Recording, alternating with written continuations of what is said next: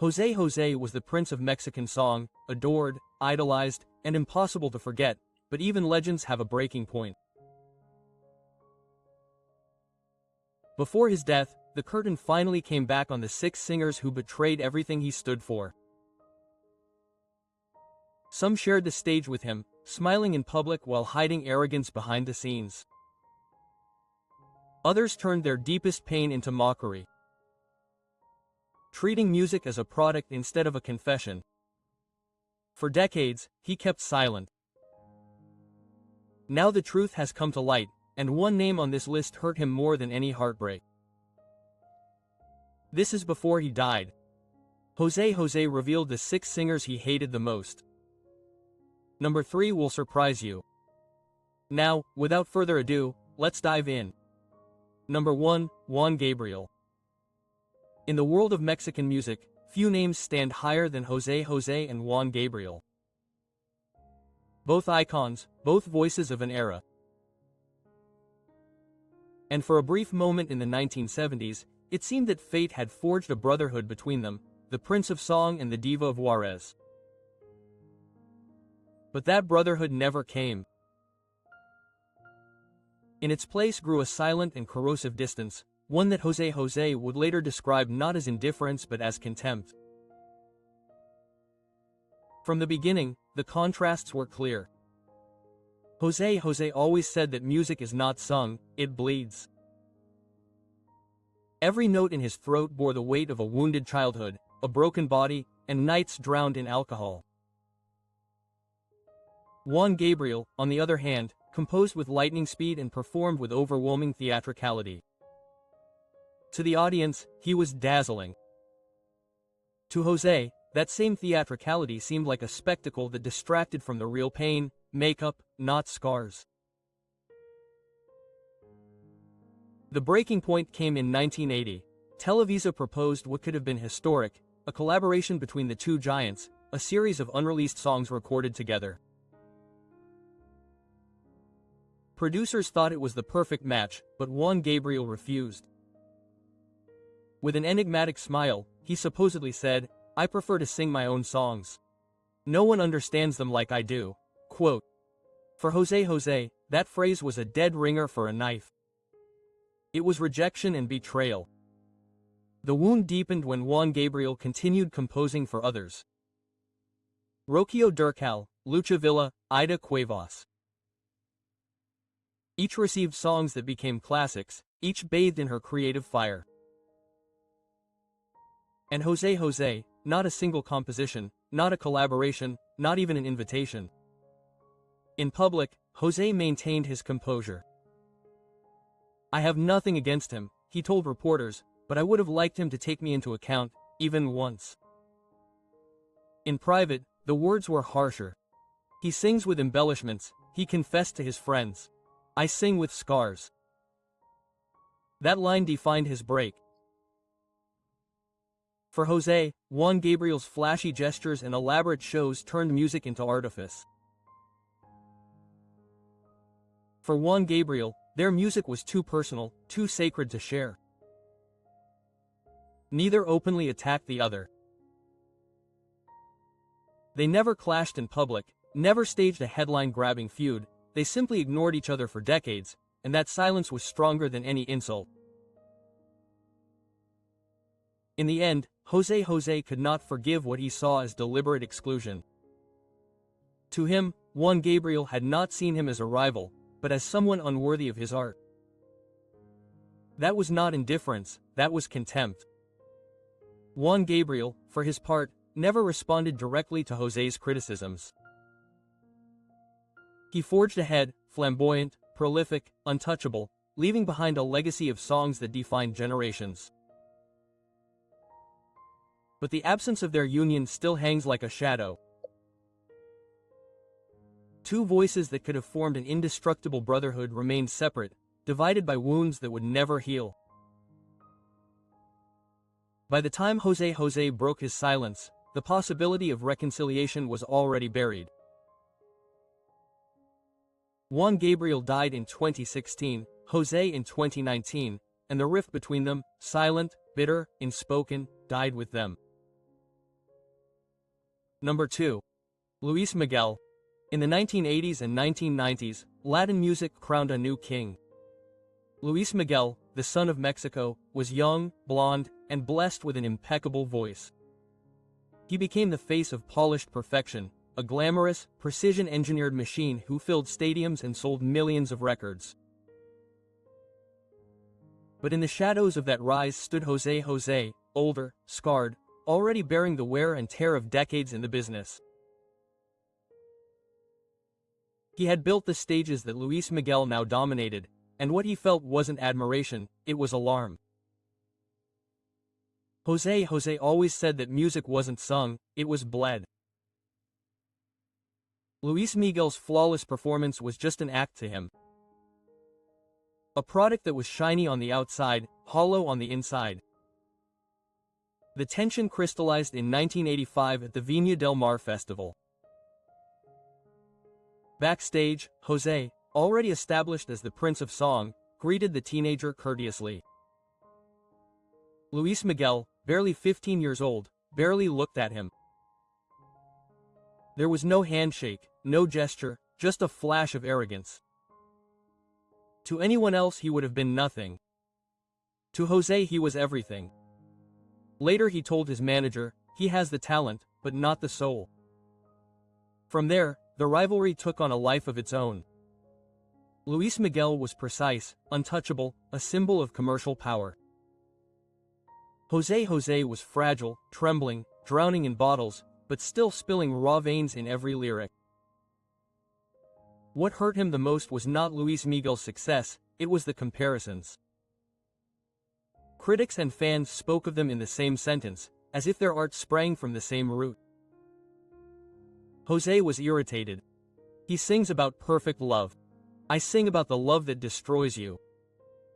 Max said in interviews. For him, the difference was not one of style, it was moral. Luis Miguel never publicly attacked José. In truth, he barely acknowledged him, and that silence hurt. In 2001, during a televised tribute to José José, Luis Miguel was invited, but he did not attend. For José, the message was unmistakable. I was his role model, but for him, I was his shadow. That shadow became the permanent wound between them. José never forgave what he saw as arrogance disguised as indifference. Luis Miguel, for his part, never responded, not with an apology, not even with an acknowledgement. He continued building his empire of impeccable shows and perfectly controlled presentations, while José's voice, body, and life fell apart. To this day, there is no record of a reconciliation, no photo, no handshake, no words to bridge the gap, and so the enmity died with José José in 2019. Unresolved, unexpressed, but undeniable. For fans, the contrast still persists. One sang to perfection, the other to pain. One polished the surface, the other opened the wound. And between them remained the silence of two artists who could never build a bridge. Number 3, José Luis Rodríguez. José José believed that music was suffering made into sound. For him, each note had to carry the weight of a scar, a memory, a broken night. Singing without pain was, in his eyes, deceiving the audience. So when he crossed paths with José Luis Rodríguez, El Puma, he didn't see a kindred spirit. He saw everything he couldn't respect. In the 80s, both were at the height of their power. José José, the Prince of Song in Mexico, was melancholic, intimate, wounded. El Puma, the idol of Venezuela, was vigorous, arrogant, imposing. Two deep voices dominating the radio, two icons of the romantic ballad, one fragile, the other untouchable. The distance wasn't just geographical, it was visceral. It all came to a head in 1984 backstage at a festival in Miami. It was the first and only time they shared a dressing room. The encounter lasted less than 3 minutes. José José entered, extended his hand politely. The Puma, dressed in an impeccable white suit, shook it without looking him in the eye and said coldly, "I don't need to suffer to sing." For José, those words fell like a slap in the face. He didn't argue, he didn't even respond. He lowered his hand and left the dressing room, but he never forgot it. Later he confessed to his friends, "He sings from the ego, I sing from the void." Since then, every attempt by the media to link them as contemporaries only hardened José's contempt.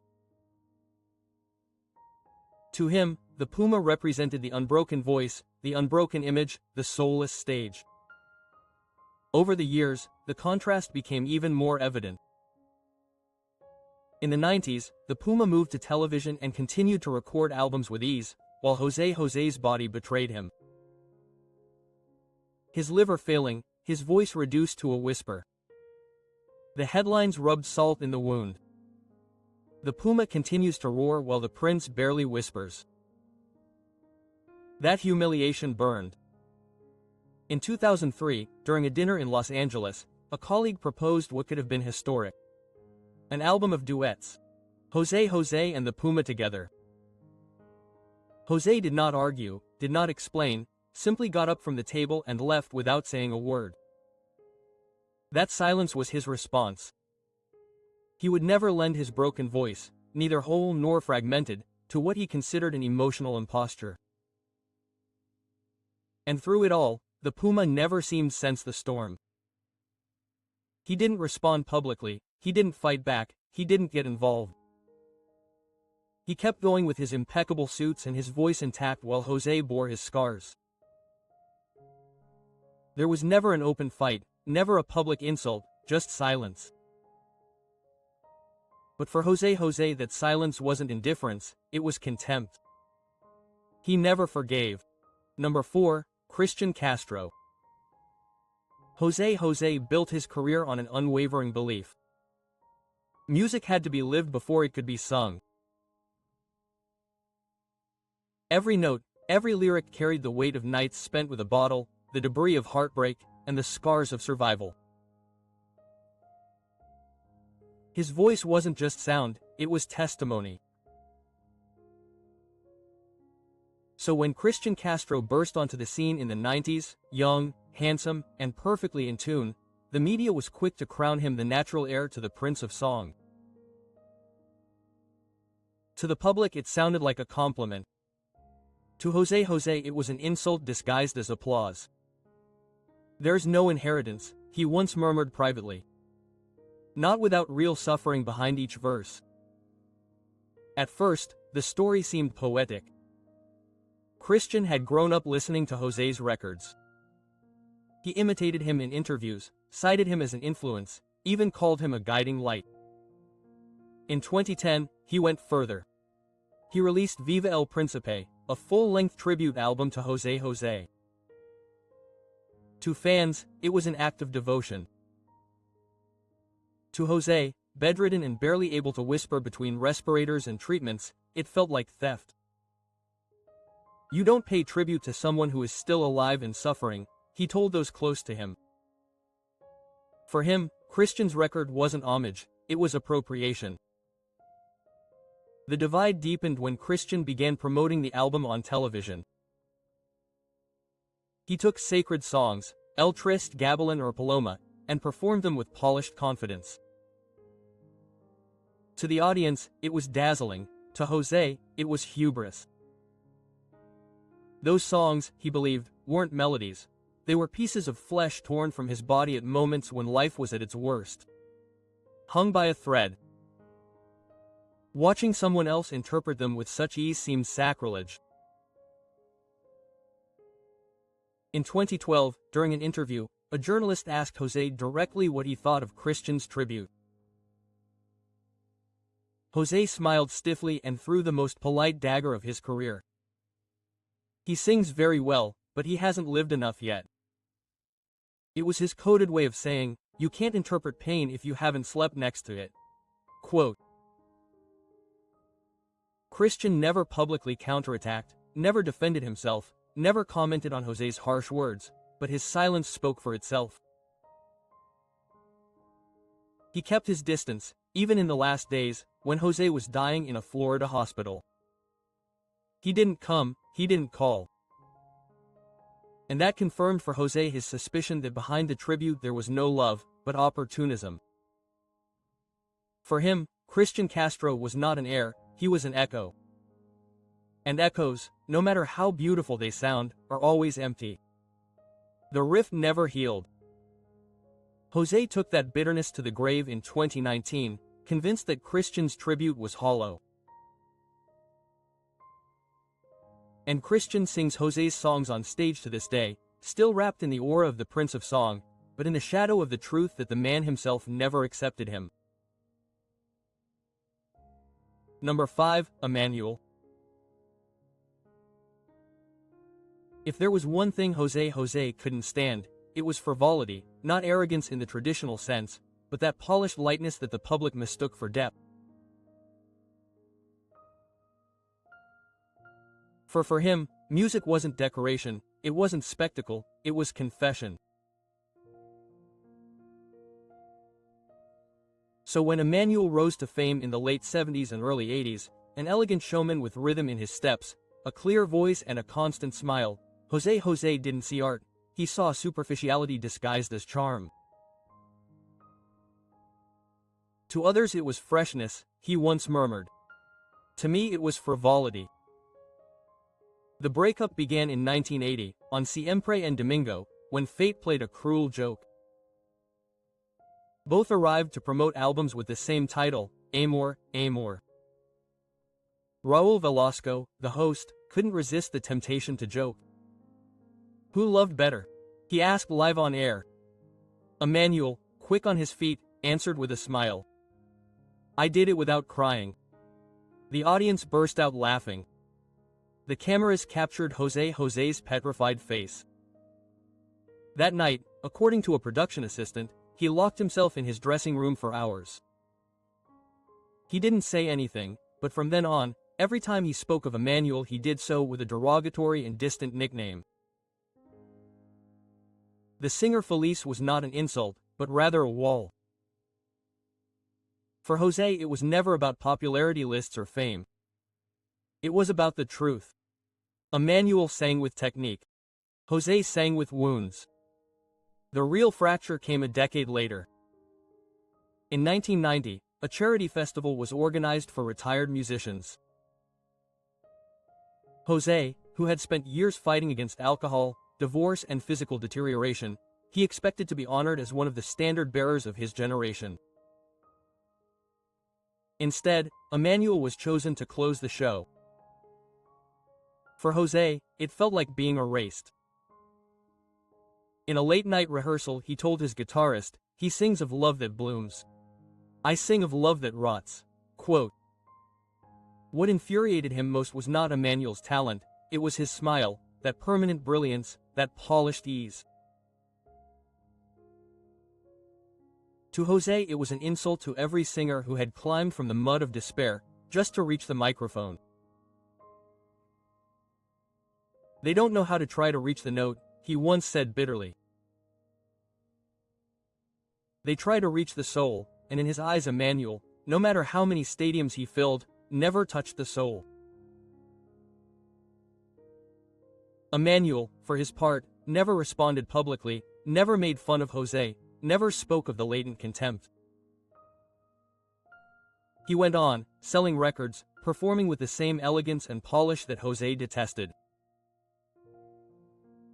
If he heard the criticism, he did not dignify it with a response, and that silence only widened the distance.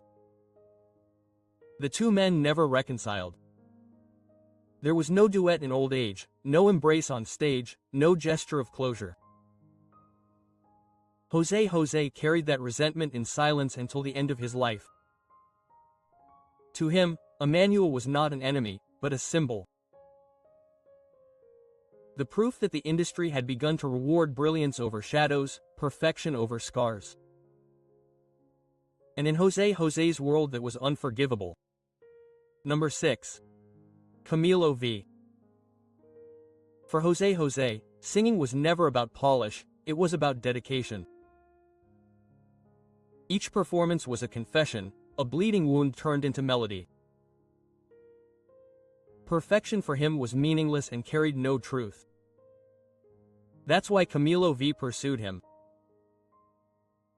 The Spanish idol had everything José José distrusted in music: technical brilliance, theatrical presence, a polished grace that seemed to float above the stage. He was admired for his perfection. José, on the other hand, was loved for his fragility, and that contrast hurt deeply. Their paths crossed for the first time in 1976 during a television special in Madrid. Camilo arrived surrounded by assistants, makeup artists, and producers. José arrived alone with his agent and a bottle of mineral water. Camilo rehearsed in front of the mirror, punctual and smiling, adjusting each gesture like a master craftsman. José, with his voice already worn out from nights of excess, she sang standing up, unrehearsed, sweating under the lights. A cameraman later recalled hearing Camilo whisper to his assistant, "She sings well, but she's going to break." When that phrase reached José's ears weeks later, it hurt more than any published criticism. From then on, every triumph Camilo had, every #1 hit, every world tour, every dazzling white suit against a black background became a thorn in his side. What hurt the most wasn't Camilo's talent, it was the way people admired him without knowing his shadows. Camilo is a studio magician, José once said bitterly, drink in hand. But on stage he doesn't look at you, he observes you from above. For José that was unforgivable. Singing shouldn't be a show, it should be a confession. The rivalry intensified in 1982 when both were nominated for the Billboard Latin Awards for Best Album of the Year. Camilo won with Amanecer. The cameras captured José's reaction without applause, without a smile, just stillness, as if the trophy itself had mocked him. Because while Camilo was racking up covers, José was racking up surgeries. While Camilo was idolized for his perfection, José was pitied and loved for his fragility, and that wound never healed. Camilo, for his part, never spoke publicly about the attention, never attacked, never responded to José's innuendos. He continued to embody the polished, theatrical ideal that José despised. And José never forgave. He carried that silent resentment to the end. Convinced that Camilo represented everything that was wrong with modern music. Beauty without pain, technique without soul, spectacle without confession. The two were never reconciled.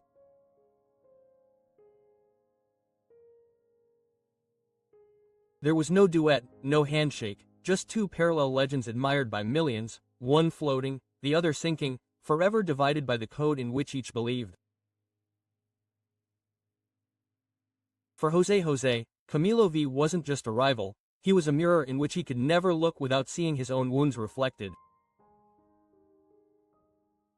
In the end, José José's confessions were never just rivalry or resentment, they were about values. The belief that music should bleed with truth, not shine with artifice. For him, each of the 6 names he revealed before he died represented more than artists he didn't like. They were symbols of a world he no longer recognized, one that prized brilliance over pain, spectacle over soul. But what do you think? Was José José right to draw this line between authenticity and performance, or was it the bitterness of a name marked by its own struggles? Leave us your thoughts in the comments and don't forget to like this video and subscribe for more stories like this. See you in the next one.